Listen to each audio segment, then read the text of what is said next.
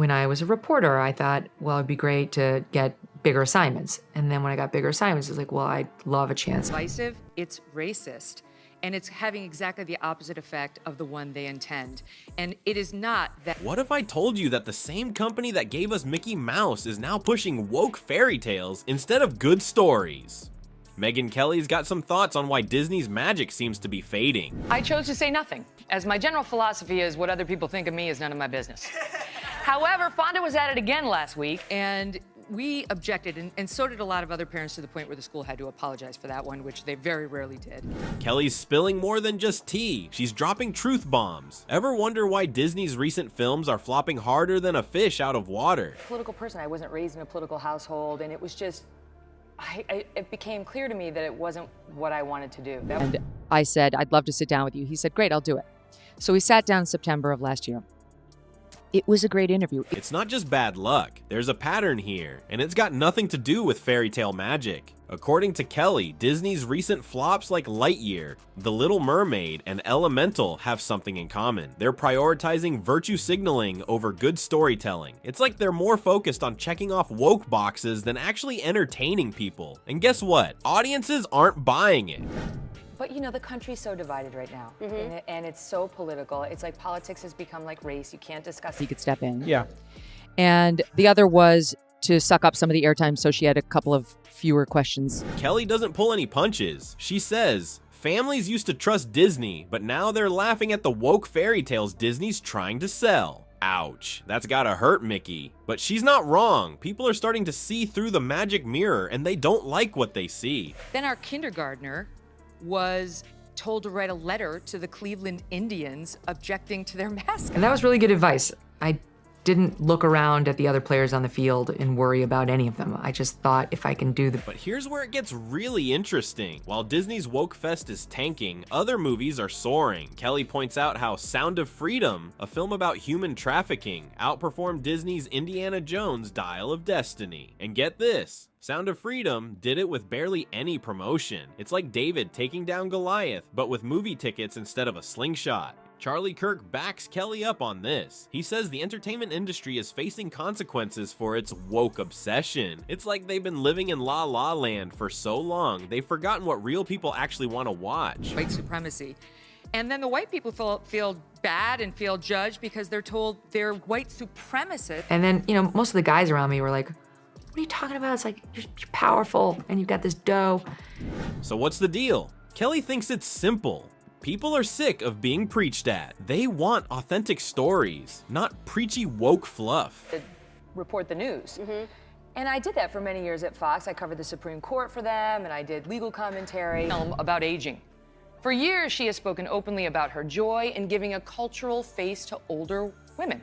It's like Hollywood's been force-feeding us kale smoothies when all we want is a good old-fashioned cheeseburger. While Hollywood's tower of wokeness teeters, the education system's building its own shaky foundation. Decision, like who's making the decision to do that? I agree. I objected to the whole thing. I think he was there for two purposes. Donald Trump has a way of clarifying one's life choices. And that was true in my case, too. Ever wonder why your 5-year-old's talking about white supremacy instead of learning to read? Kelly's got some answers, and they ain't pretty. Megyn Kelly's not pulling any punches when it comes to what she calls woke kindergarten programs. She's saying these schools are teaching kids about oppression and white supremacy before they can even tie their shoelaces. For Kamala Harris is, she's not smart. She's not a deep thinker. She's very surface level. Yeah, she's giggling just like that. Trans education program on these 8 and 9-year-old boys. And it wasn't about support. Kelly's not having it. She says, these are 5-year-olds. Their biggest accomplishment should be making fart sounds. Can't argue with that logic. First interview to CNN, and suddenly, if that's drunk Kamala, suddenly we're dealing with hungover Kamala. See, it wasn't until I got my job in primetime that the coverage became all political. And I was never a political person. But here's the kicker. While these schools are busy teaching tots about systemic racism, they're falling behind on the basics. Kelly points out that reading and math scores are in the toilet. It's like they're so focused on being woke, they forgot to teach kids how to read. Oh boy, did I see a lot of MSNBC anchors. I mean, you couldn't take 2 steps without hitting one. Oh, really? I think they got a few more invitations, NBC and then again elsewhere, so It's time to address the poor me routine. First, some context. And it doesn't stop there. This woke madness is creeping all the way up to college admissions. Kelly's spilling the tea on how parents are shelling out big bucks to make their kids look woke friendly for elite colleges. It's not about grades anymore, it's about how many progressive boxes you can tick. Talk about a broken system. Just as I was sort of wondering whether this was where I wanted to be and how I wanted to live, the universe came and spectacular. And I was looking for some Fox News colleagues because this is for broadcast news. And I saw a couple. I saw Brett. Kelly's not mincing words about universities either. She's saying they've gone from places of learning to indoctrination factories. It's like they're more interested in churning out social justice warriors than educated adults. Can I tell you, Bill, on this, we're not left and right, we're not black and white. This is a question of reason and unreason. There, she said she wanted to discuss the plight of older women in America, and honestly, she has no business lecturing anyone. But wait, there's more. Kelly's got a bone to pick with the media too. She's calling out the bias and censorship, especially in political debates. It's like they're trying to control what we think by controlling what we hear. But I have no regrets about that question. Nor am I in the market for a lesson from Jane Fonda on what is and is not appropriate. 2 years. And he looked at me like, what?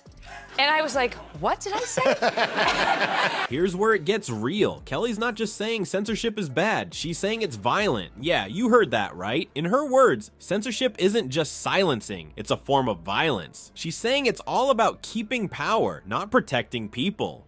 I had practiced law for 9.5 years and decided that stunk. And then got into journalism because I wanted to. And she could have done the job. How she did it and with what level of honesty and corruption. Kelly's not stopping at calling out censorship. She's got a bone to pick with cancel culture too. You think you're safe if you're on the right side? Think again. Kelly's about to blow the lid off Hollywood's dirtiest secret, and it's not just about the movies anymore. It's about who gets to speak and who gets silenced. Grammar? The grammar excuse? That's why he said he carried a weapon into war?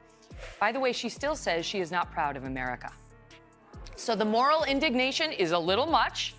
Cancel culture isn't just coming for the bad guys. Kelly's saying it's a monster that eats its own. Even the wokest of the woke aren't safe. I had 30 seconds to get in and get out without embarrassing myself, and I blew it. If I can do the best job I'm capable of, I'll get to where I want to go.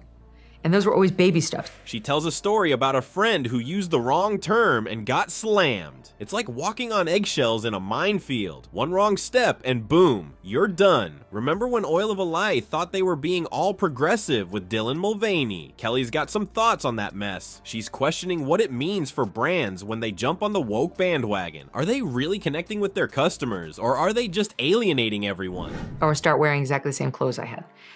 Move over to the same agents I had. Start getting, whatever. None of that was done.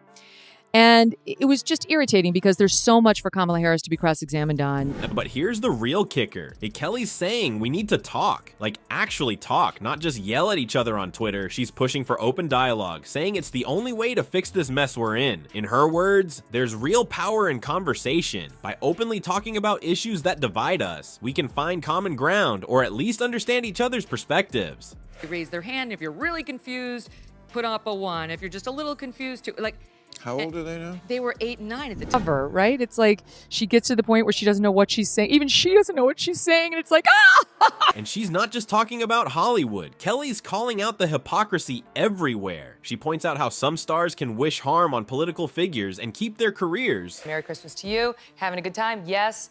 He said, the White House is a pretty fun place, isn't it? I said, it is. Where you're like, I've got nothing to say to this bride.